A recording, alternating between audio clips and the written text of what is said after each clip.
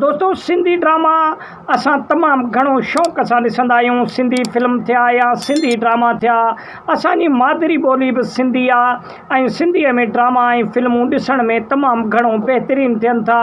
लेकिन तव्हां कॾहिं इहो अंदाज़ो लॻायो आहे त इहे ड्रामा ऐं इहे फिल्मूं शूटिंग कीअं थींदा आहिनि ऐं उन खां अलावा इन्हनि जो वॉइस ओवर कीअं कबो आहे। ज़ाहिरी तरह खां असां ॾिसूं था त कंहिंखे का माइक लॻल कान्हे का, लेकिन उन्हनि जी शूटिंग कीअं थींदी आहे। ऐं हालांकि मां तव्हांखे हिकिड़ी ॻाल्हि ॿुधायां, ड्रामा इंडस्ट्रीअ में घणा सादा ऐं जेको आहे सो अबोझ डायरेक्टर ऐं जेको आहे सो ॾिसण में तमामु तव्हांखे हिकु ऐं अबोझ ॾिसण में ईंदा, लेकिन पढ़ियल लिखियल ऐं बहितरीनु आर्टिस्ट असांजे सिंध में मौजूदु आहिनि। जे अगरि असांजे सिंध में ड्रामा इंडस्ट्रीअ खे बजट ॾिनी वञे ऐं 5 रुपया ख़र्च कया वञनि त असांजो सिंधी ड्रामा इंडस्ट्री तमामु हिकु बहितरीनु ड्रामा इंडस्ट्री आहे ऐं तमामु घणो जेको आहे सो असांजे सिंध में फ़न बि मौजूदु आहे ऐं उन खां अलावा कॉन्टेंट बि मौजूदु आहे। दोस्तों कुझु ड्रामा दोस्तों अचो त पाण ॾिसूं त सिंधी ड्रामा कीअं जेको आहे सो शूट थींदा आहिनि ऐं उन खां अलावा सिंधी ड्रामा जी कीअं शूटिंग थींदी आहे ऐं कीअं सीन जेको आहे सो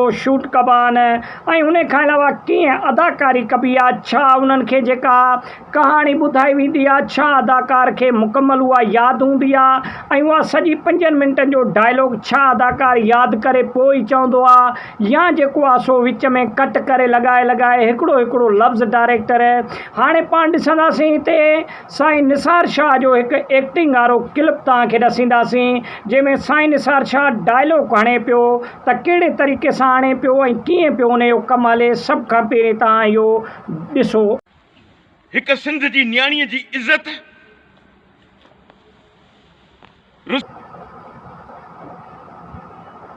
त दोस्तों इहो तव्हां ॾिठो ऐं उन खां अलावा हे ॿियो ड्रामो आहे, इन जी शूटिंग आहे। इहो बि तव्हां ॾिसो त कहिड़े तरीक़े सां थिए पियो ऐं सादो ऐं बिल्कुलु ॿाहिराड़ी वारो माहौल ऐं कचो माहौल जेको आहे सो तव्हां ॾिसो पिया। ड्रामा इंडस्ट्री असांजी अॼु ताईं बि तरक़ी न कई, लेकिन हालांकि कॉन्टेंट असांजे सिंध में तमामु घणो आहे, लेकिन माली तरह सां जेको आहे सो अॻिते न वधी सघिया।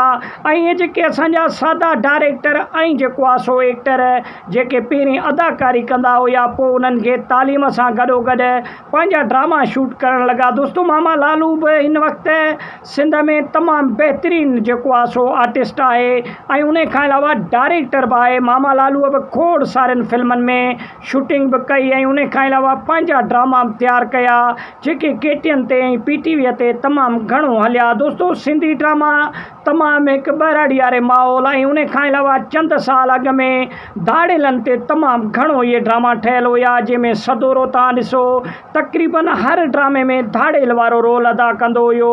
ऐं उन खां अलावा साईं निसार शाह ॾिसो ऐं ॿिया जेके अदाकार ॾिसो तमामु बहितरीनु तरीक़े सां उन्हनि जी अदाकारी ऐं उन्हनि जा डायलॉग तव्हां ॿुधी ऐं ॾिसी तमामु घणो तव्हांखे पसंदि बि ईंदा। उमेदु आहे त वीडियो सुठो लॻो हूंदो। लाइक ऐं शेयर कयो, चैनल खे सब्सक्राइब करे सुठो कमेंट ॾेई पंहिंजे राय जो इज़हार लाज़मी ॾींदा। वॾी महिरबानी।